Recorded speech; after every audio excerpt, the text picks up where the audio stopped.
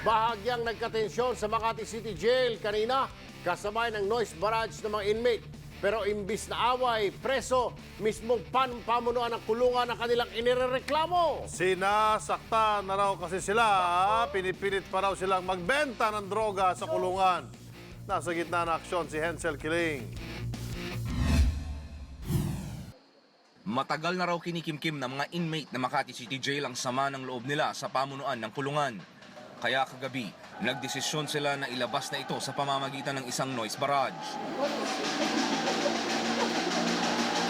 Alas 5 kahapon nang magsimulang mag-ingay ang mga inmate, nagpadala na ng dagdag na tauhan ng Bureau of Jail Management and Penology at Makati Police para sawayin ang mga inmate. Pero hindi nagpapaawat ang mga bilanggo. Ang isa sa mga inmate nakausap ng media habang tinatawagan ng kanyang misis. Pero ilang sandali pa, namatay na ang ilaw at supply ng tubig. Sinimulan na rin daw silang pasukin sa loob ng mga tauhan ng BJMP.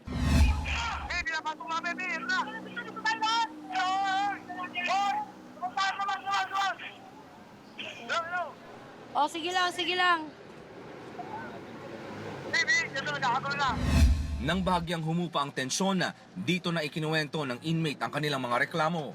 Tulad ng pagkain na inahain sa kanila, ang pananakit sa ilang preso at ang pagpuwersa sa kanila na magbenta ng droga sa loob ng kulungan.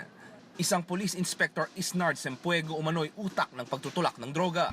Binibigay niya sa amin na paboy na pagkain na sa alis na opisyal niya na pinarating namin sa kanya na gano'n nga ang ginagawa, imbis na pakinggan kami, may kinampihan niya pa.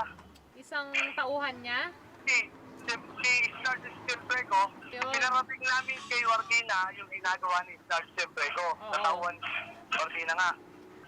Nagpapasok ng droga, yung mga pinagagawa nga dito sa mga tao. Ngayon, imbis na pakinggan, yung sinasabi namin, imbestigahan, alamin, ang gusto pang mangyari, hugutin yung mayores dito at ilipat ng bigotan. Panawagan naman ng asawa ng ilang inmate, pakinggan sana ng mga kinaukulan ang mga bilanggo. Para sa akin, gusto ko na po talagang matapos yung gulo dahil syempre ayoko rin po ng gulo. Gusto ko lang po sana kung ano yung gusto ng inmate, sana po pakinggan po para matapos na yung gulo doon. Sa ngayon po, nararamdaman ko medyo tahimik pero kinakabahan po.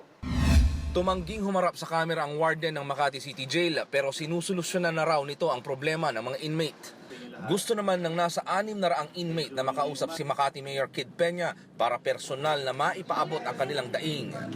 Umaaksyon, Hensel Kiling, News 5. Be sure to come back. Use 5 everywhere. Copyright 2016.